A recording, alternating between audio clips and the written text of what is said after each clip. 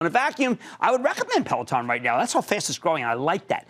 Peloton, well, if that last quarter, probably one of the fastest growers in the entire market. But it is a fresh-faced IPO in a market that dislikes them right now, especially the ones that keep spending to so-called win, or meaning they lose a lot of money. And then in a few months, they got the lockup on insider selling. That's when it expires. You saw what that did to Uber. When that happens in March, I know that's still away, but people are going to be thinking about it. I expect the stock to get hit. Now, that is probably when you pounce, okay? All right, how about the numbers from Planet Fitness?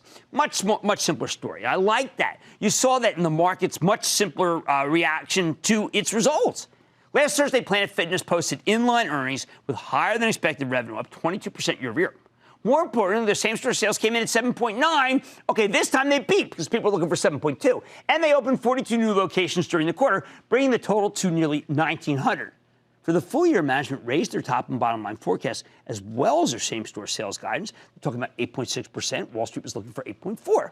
Best of all, Planet Fitness had a terrific conference call. Chris Rondo told us that 75% of their sales growth came from new members. That's organic, as their low-key gym brand keeps attracting customers with a more casual approach to exercise. Long-term, he believes Planet Fitness can double its store count in the United States, so much for the people who think there's cannibalization, with the company's deep-pocketed franchisees paying for most of the expansion. That's that asset-light model I like so much. It's exactly what you want to hear. In response, the stock folded 9% on Friday. How did Planet Fitness and Peloton stack up next to each other?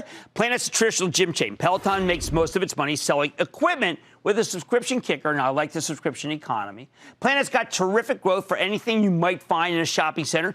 Peloton's in another league. On the other hand, Planet's solidly profitable, while Peloton's losing money pretty much hand over fist.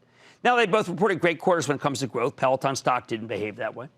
In the end, these are very different stories. Peloton's the kind of hyper-growth name that the market wants no part of right now. That can change. Got that insider lockup overhang. So even though the company just put up some fantastic revenues, I can't give the stock my blessing here. You need to wait on the sidelines. The bottom line, in a market that favors profitable growth, sticking with what's working, well, you know what? That's Planet Fitness. The stock never should have been down so much over the summer.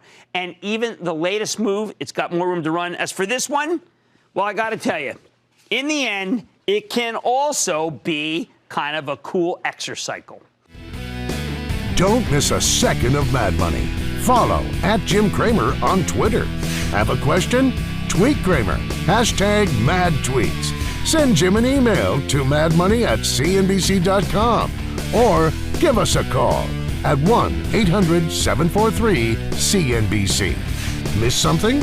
Head to madmoney.cnbc.com.